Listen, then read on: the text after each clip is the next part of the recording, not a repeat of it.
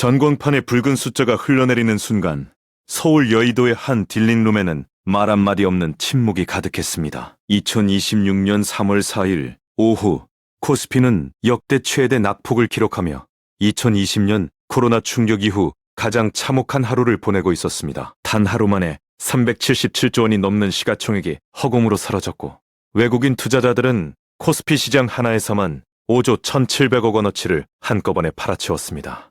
그 모든 공포의 시작은 2026년 2월 28일 새벽 미국과 이스라엘이 이란을 향해 에픽 퓨리 작전이라 불리는 대규모 합동군사 공격을 감행한 바로 그 순간이었습니다. 작전 개시 불과 100시간 만에 대한민국 주식시장은 완전히 다른 세상이 되어버렸습니다. 이란 최고 지도자 하메네이가 사망했다는 소식이 전해지자 중동 전역의 이란 대리 세력들이 일제히 반격을 시작했고 전 세계 원유 물동량의 약 20%에서 25%가 지나가는 호르무즈 해협이 사실상 봉쇄 상태에 들어갔습니다. 우리가 매일 주유소에서 넣는 기름, 겨울에 켜는 보일러, 공장을 돌리는 에너지 모두가 바로 이 좁은 해협 하나를 통해 들어오는 것입니다. 그 통로가 막혀버렸습니다. 국제 유가는 개장 직후 배럴당 130달러를 돌파했으며 일부 전문가들은 전쟁이 장기화될 경우 배럴당 150달러에서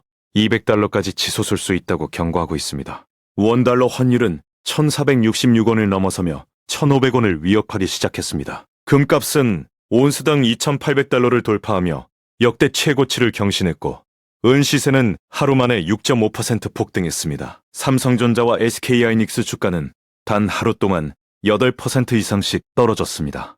평범한 직장인이 10년을 모아 투자한 노후 자금이 단 하루 만에 15%에서 20%씩 녹아내리는 광경이 펼쳐진 것입니다. 도대체 이 전쟁이 어떤 경로로 우리 계좌를 이토록 처참하게 박살낸 것일까요? 그리고 지금 이 순간 투자자인 우리는 무엇을 해야 하는 걸까요?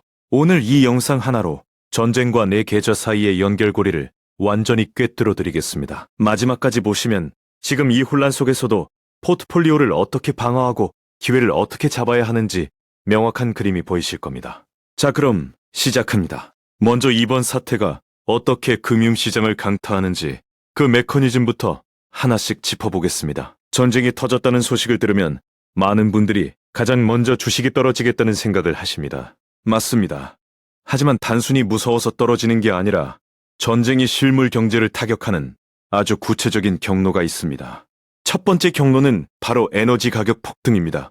한국은 원유의 70%, 가스의 20%를 중동에서 수입하는 나라입니다.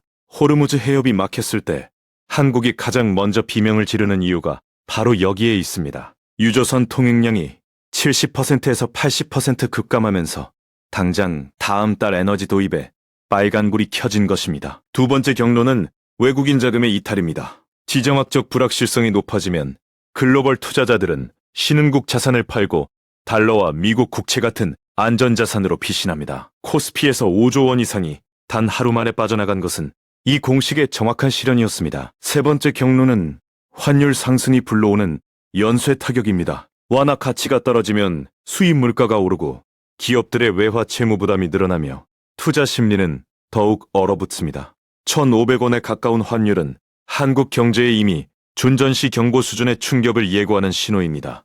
네 번째 경로는 공급망 붕괴입니다.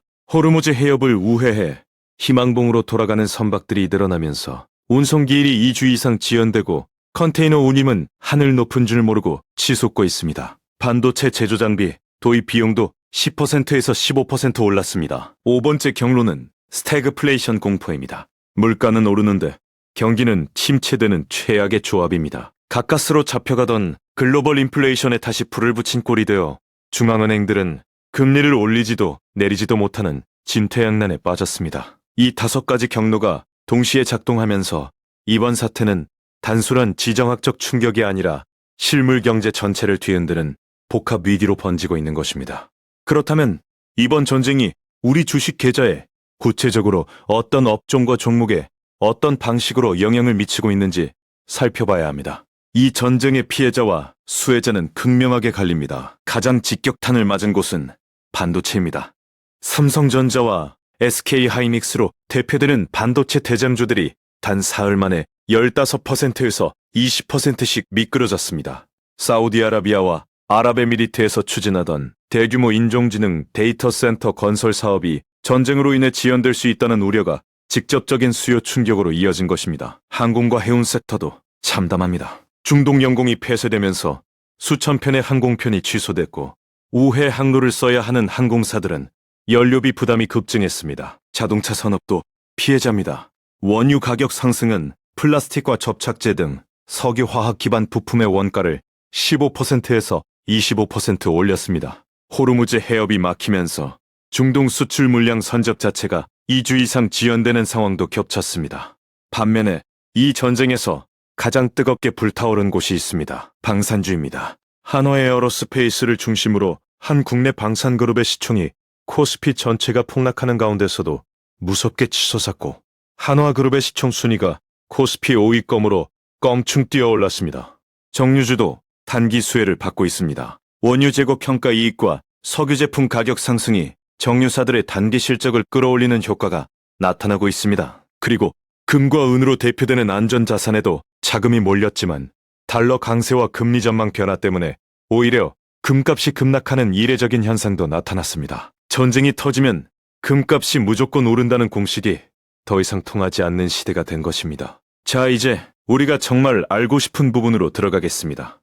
그러면 지금 내 계좌는 어떻게 해야 하냐는 질문입니다. 2026년 3월 현재 전문가들이 말하는 시나리오는 크게 두 가지로 나뉩니다. 첫 번째 시나리오는 사태가 이 달 안에 마무리되는 기본 시나리오입니다. 이란은 핵심 지휘 체계가 사실상 무너진 상태이고 새로운 최고 지도자를 선출하는 데만 약 40일이 걸립니다. 트럼프 대통령도 3월 말에서 4월 초 방중 일정을 앞두고 있어 조기에 사태를 정리할 정치적 유인이 있습니다. 이 시나리오대로라면 유가는 배럴당 65달러에서 75달러 선에서 안정되고 시장은 빠르게 낙폭을 회복할 수 있습니다. 과거 2025년 6월에 있었던 1차 이란 공습 당시에도 나스닥은 단기 하락 후 단 한 주 만에 낙폭을 모두 회복한 바 있습니다. 두 번째 시나리오는 호르무즈 봉쇄가 장기화되는 최악의 시나리오입니다. 이 경우 유가는 배럴당 100달러를 넘어서고 코스피는 고점 대비 18% 수준인 5,000포인트 초반까지 추가 하락할 수 있습니다. 전문가들은 이 시나리오의 현실화 가능성이 이전보다 높아졌다고 경고합니다. 그렇다면 지금 어떻게 행동해야 할까요? 첫째, 지금 공황 매도는 금물입니다. 이미 지수가 20% 가까이 빠진 상황에서 겁에 질려 전부 팔면 저점 매도의 전형적인 실수를 반복하는 것입니다. 둘째, 유가 상승 수혜 자산으로 일부 자금을 이동할 필요가 있습니다. 정유주와 방산주는 이 국면에서 포트폴리오의 충격 흡수제 역할을 할 수 있습니다. 셋째, 현금 비중을 20%에서 30%로 늘려두고 사태 진전 여부를 지켜보는 것이 현명합니다. 기업의 실적이라는 펀더멘털은 살아있기 때문에 단기 충격이 만든 할인 국면이 오히려 저가 매수의 기회가 될 수 있기 때문입니다. 넷째, 달러 자산과 달러, 예금 비중을 점검해 보십시오. 원화 약세 국면에서 달러를 보유하는 것 자체가 포트폴리오의 방어막이 됩니다. 이미 코스닥에서는 이란 전쟁 이후 외국인들이 2조 7천억 원을 순매수하는 역설적인 움직임도 나타났습니다. 위기 속에도 냉정하게 기회를 찾는 자금이 분명히 존재한다는 증거입니다. 이제 마지막으로 이 전쟁이 우리 경제와 투자의 미래에 남기는 진짜 의미를 이야기해야 할 때입니다. 이번 이란 전쟁이 우리에게 던지는 가장 묵직한 교훈은 지정학적 위험이 더 이상 먼 나라 이야기가 아니라는 사실입니다. 중동의 해협 하나가 막혔을 뿐인데 한국 국민 5천만 명의 냉장고와 자동차와 통장이 동시에 흔들렸습니다. 이것이 초연결 글로벌 경제의 민나입니다. 한국은행이 전제했던 유가 64달러 선이 무너지면서 소비자 물가 상승률 2.2% 목표 달성이 사실상 불가능해졌고 스태그플레이션 공포는 현실로 다가오고 있습니다. 하지만 역사는 항상 한 가지 진실을 반복해서 가르쳐줬습니다. 시장은 결국 펀더멘털로 돌아온다는 것입니다. 2020년 코로나 폭락도, 2008년 금융위기도, 2001년 9.11 충격도 모두 시장을 박살낼 것처럼 보였지만 주식시장은 그 모든 공포를 딛고 더 높은 곳으로 올라섰습니다. 현재 코스피를 뒷받침하는 반도체 업사이클이라는 강력한 엔진은 여전히 살아있습니다. 2026년 코스피 영업이익 전망치는 여전히 637조 원까지 올라갈 수 있다는 분석이 유효하고 약 450조 원의 대기 자금이 언제든 저가 매수에 나설 준비를 하고 있습니다. 전쟁이 만든 공포가 최대일 때 역설적으로 가장 좋은 기회가 열릴 수 있습니다. 그러나 무작정 용감할 게 아니라 정보를 갖춘 용기가 필요합니다. 지금 여러분의 포트폴리오가 전쟁이라는 외부 충격에 얼마나 취약한지 점검하고 에너지 의존도가 높은 자산의 비중을 낮추며 방산과 달러 자산이라는 방패를 갖추는 것이 이 시대 투자자가 해야 할 숙제입니다. 이란 전쟁이 언제 끝날지는 아무도 장담할 수 없습니다. 하지만 한 가지는 분명합니다. 준비된 투자자와 그렇지 않은 투자자 사이의 격차는 이번 위기를 통해 영원히 벌어질 것입니다. 여러분은 어느 쪽이 되겠습니까?